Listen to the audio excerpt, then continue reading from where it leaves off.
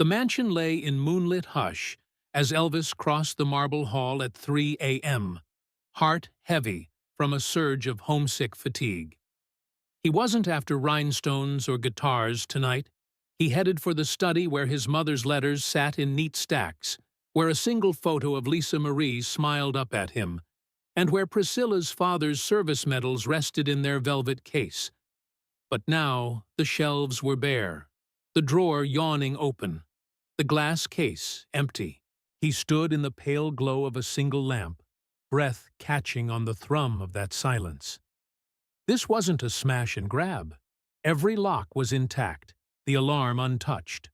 Someone he trusted had torn through his memories, leaving only the cold ache of betrayal. Elvis's jaw set, eyes dark with wounded pride.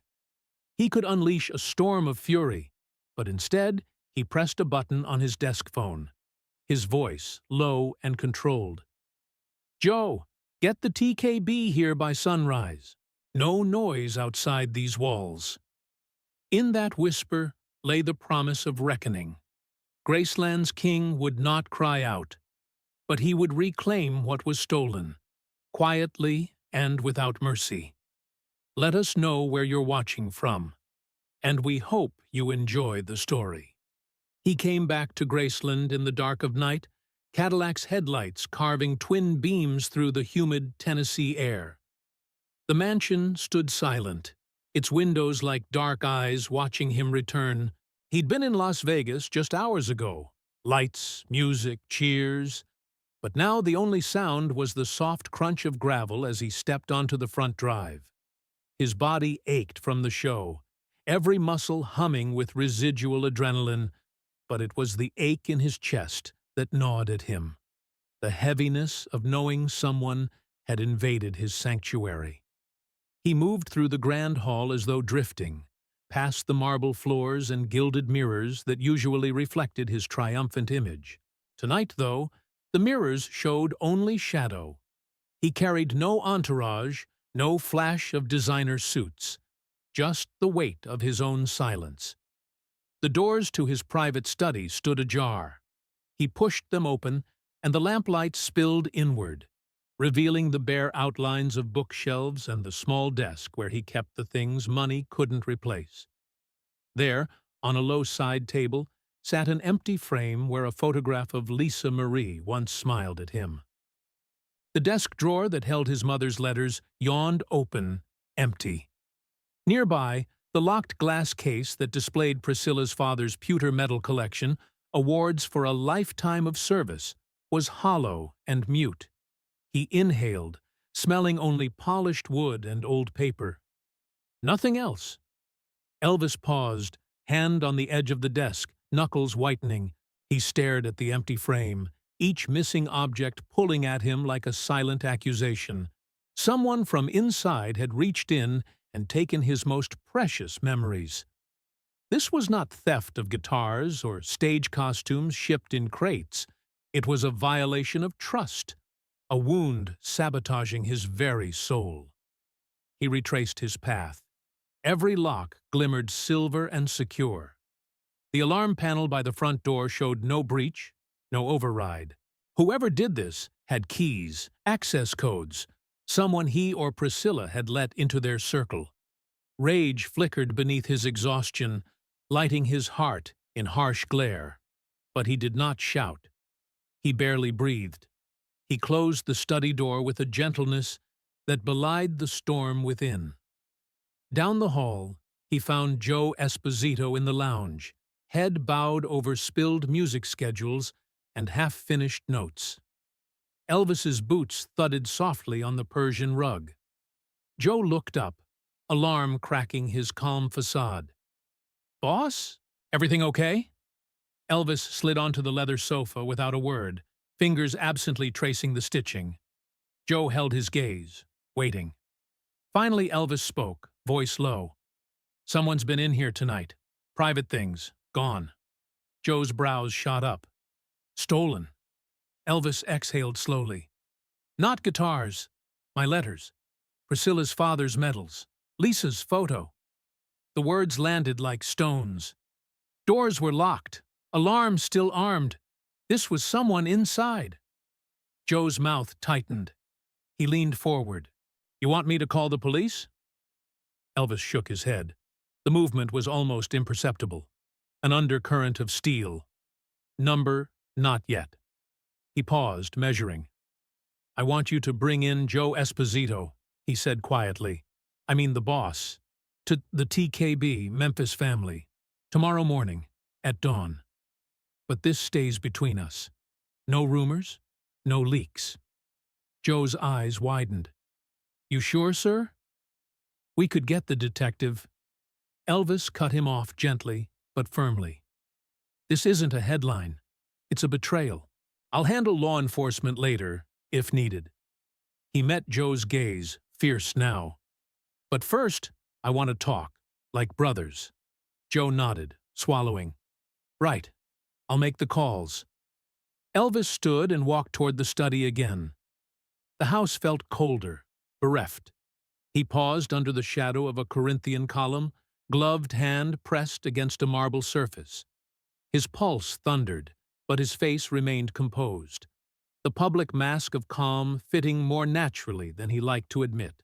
He thought of Lisa Marie's laughter in the gardens, Priscilla's careful hand on his shoulder when the world grew too bright, his mother's steady words on yellowed notes.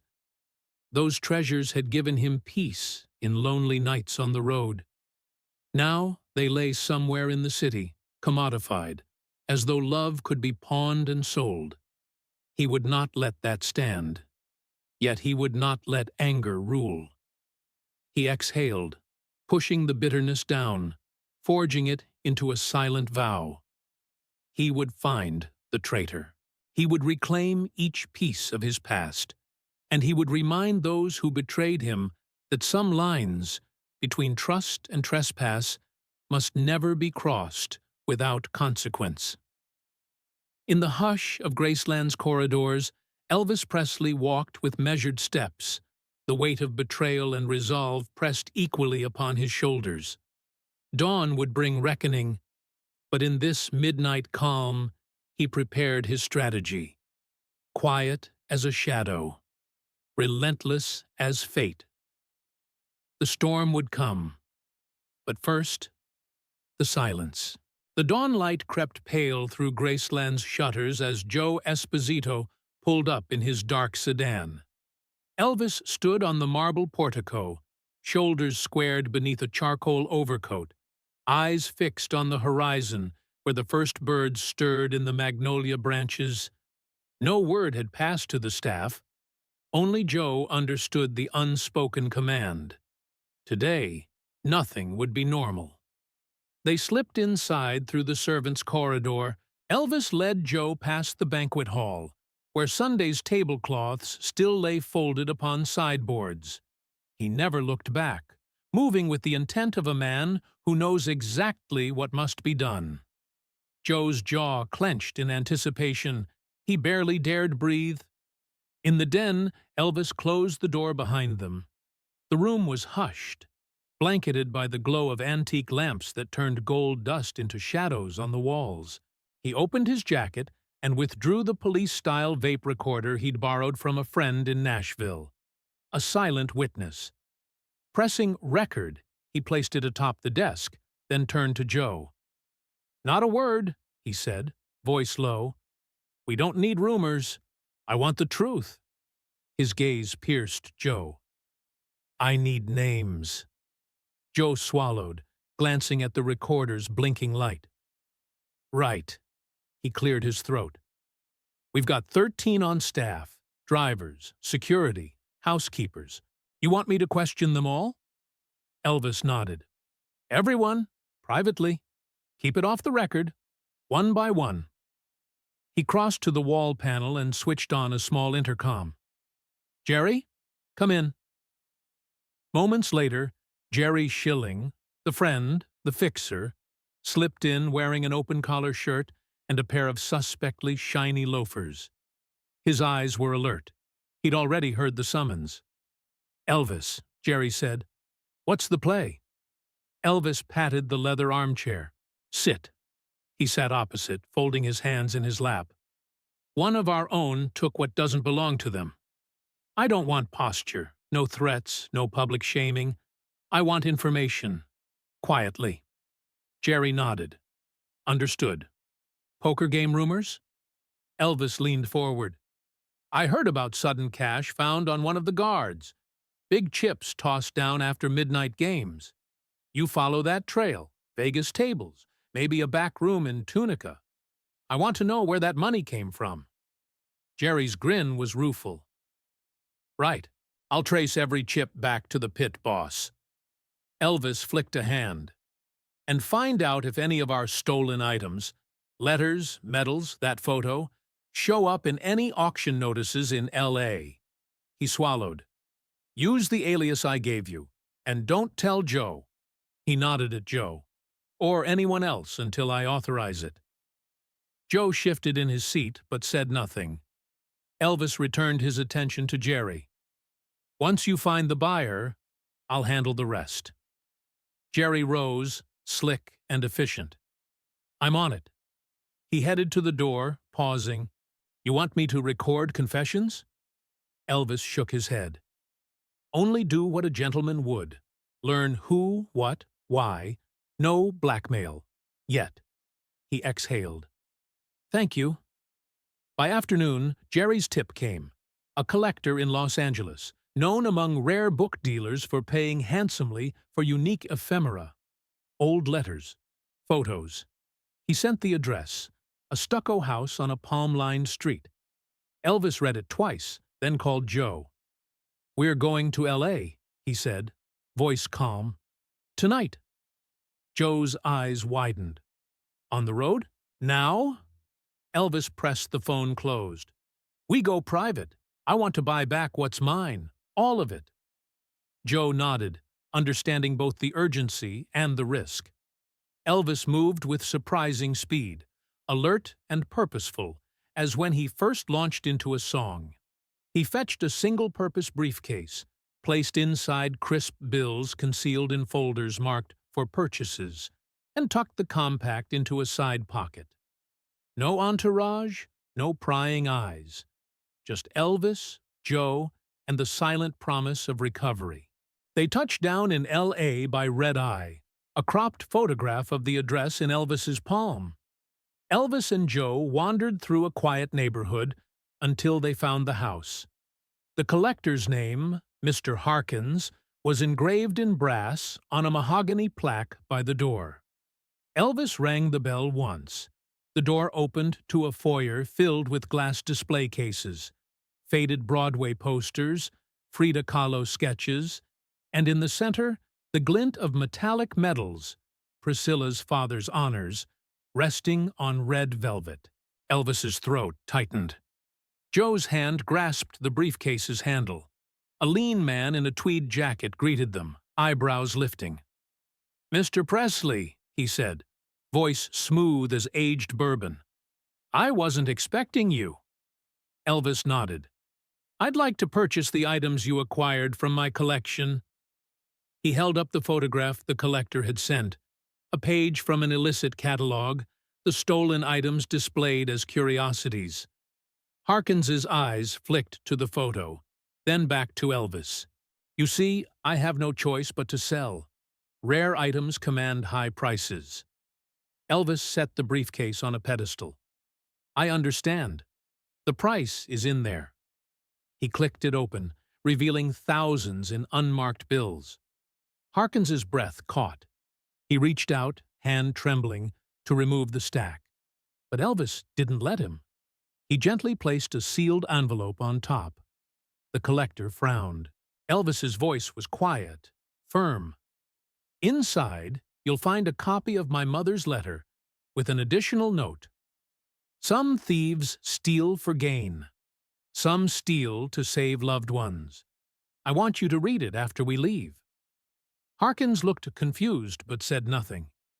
Elvis nodded to Joe. They stepped back. Harkins counted the money, his hands shaking. Elvis's eyes were steady, cold comfort and unspoken warning in one glance. When Harkins nodded acceptance, Elvis picked up the medals and letters. He returned the briefcase's contents, leaving the envelope on the pedestal. He paused in the doorway. "Some things belong home," he said softly before they left. Back in the Cadillac, midnight miles rolled beneath their wheels. Elvis held the recovered items like sacred relics, fingers brushing the edges of yellowed letters and cool cast metals. His heart pounded not with triumph, but relief, a restoration of trust he hoped to rebuild within his walls at Graceland. By morning, the stolen treasures would rest safely in his study once more. But the truths he'd planted in the collector's envelope, a discovery about desperation, familial love, and unspoken debts, would remain hidden, a secret transaction between two men forever changed by necessity and grace. And as dawn broke over the Mississippi banks, Elvis Presley closed his eyes, holding those recovered memories close. He had won without fury, reclaimed without spectacle, quiet as the night that birthed his strategy, strong as the love that fueled his resolve. The dining room at Graceland was silent, except for the low hum of the air conditioner and the soft scrape of Elvis Presley's polished loafers on the oriental rug. A single chandelier cast a warm wash of light over the long mahogany table set for two. No orchestra, no entourage, just him, and the man who had betrayed his trust. Elvis rose from the head of the table, guiding his guest, Jake "Doc" Harris, one of his newer security guards, into the room. Doc's face was pale beneath its tan. Sweat matted his dark hair despite the cool air. He had been summoned under the pretense of discussing a shift schedule, never suspecting it was an invitation into the lion's den. Elvis closed the door and took his seat at the opposite end. He did not smile. A plate of lightly seared salmon and wilted spinach sat before each of them, but neither man touched the food. Doc's eyes flicked to the empty seat beside him, as though expecting reinforcements that would never come. Elvis folded his hands on the table, elbows brushing the lace runner. His demeanor was calm, almost gentle, but the tension in his shoulders spoke of controlled fury. He met Doc's gaze without rancor. "I hear you've been generous at the poker tables," he said quietly. "Big buy-ins have shown up in your account." Doc's throat bobbed. He swallowed. "Sir, Elvis raised a hand. "No apologies yet." He leaned forward, voice soft as a whisper. "I also know the letters to my mother, the medals from Priscilla's father, and that photograph of Lisa Marie. Gone." Sold Doc's Adam's apple danced. He stared at the tablecloth, unable to meet Elvis's eyes. "It wasn't for me," he stammered. "You have to believe me." Elvis waited, every second drawn out by the hush. Finally, Doc lifted his gaze, tears brimming. "My sister," he choked out. "She's sick, cystic fibrosis. The treatments, costs too much. I didn't know what else to do." The name of the disease hung between them, broken by the steady tick of a grandfather clock on the mantel. Elvis pressed his lips together, blinking to hold back his own shock. He leaned back in his chair, folding his arms. The plate before him remained untouched. The air seemed to thicken with unspoken grief. Doc's voice cracked. "I'd have lost her. I knew if I could get those things, I could pay for her treatment. I didn't think of you." He ran a hand over his face. "I swear, Elvis raised a finger. "Out of respect for what you did, you earn an explanation before judgment." He slid a plain white envelope across the table. "Inside is everything I paid to you for buying back those items, and more." He paused, voice softening. "Use it for your sister." Doc's hand shook as he lifted the envelope. He felt its weight. Hefty. Final. "Sir." Elvis stood and moved to the sideboard, pouring 2 glasses of iced tea. He returned, setting one before Doc and taking the other himself. He sipped, savoring the cool sweetness. The silence stretched, punctuated only by the clink of ice against glass. When Doc spoke again, his voice was almost inaudible. "I'm grateful. Elvis held up a hand to forestall further thanks. "I'm not offering absolution." He set his glass down firmly. "But this," he tapped the envelope, "is what I give you instead of anger. You have to leave Graceland by dawn. Go take care of your sister. Build a new life where trust can grow." He pronounced dawn with weight, as though it were a sentence. Alarm rippled across Doc's face. "Please, sir." "I said as a condition," Elvis interrupted gently. "You must go. If you ever return, it will be as a stranger, not as one of my own." His voice was steady, unyielding. "That's mercy. That's as far as this night goes." Doc bowed his head, tears staining his cheeks. He stood, carefully folding the envelope and tucking it into his jacket pocket. He nodded once, a gesture of acceptance laced with sorrow. He shuffled toward the door, the heavy click of the latch marking the end of his service and the end of what had passed between them. Elvis sat back down, letting out a breath he hadn't realized he'd held.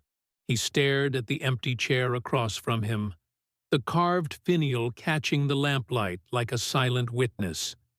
The room felt cavernous in the aftermath, the last chords of human drama echoing against the walls.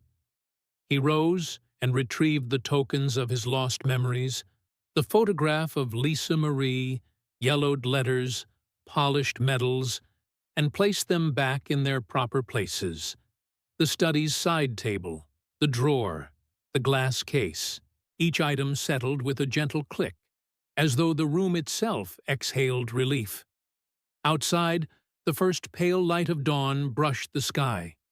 Elvis stood before the front windows, watching pink hues bloom over the magnolias. He pressed a hand to the glass, heart heavy but unbroken. The night's storm of betrayal and confession had passed. An uneasy calm filled the halls. He turned away, shoulders straightening. There would be no public revelation, no spectacle of forgiveness. Just one man reclaiming what was his, and another receiving the gift of a second chance. Beyond the gates of Graceland, at the edge of dawn, where mercy and justice met in quiet dignity. The private jet touched down at McCarran International in the hushed pre-dawn light, its jet turbines fading into a whisper against the runway. Elvis Presley stepped onto the tarmac in a charcoal overcoat, ankles brushing newly polished boots.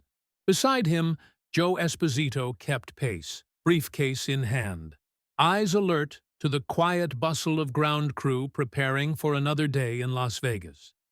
They were far from the neon blaze, heading west to a city of palms and tinsel where Elvis's stolen treasures now lay dormant behind closed doors. Silence followed them through customs as they exited into the warmth of the desert air.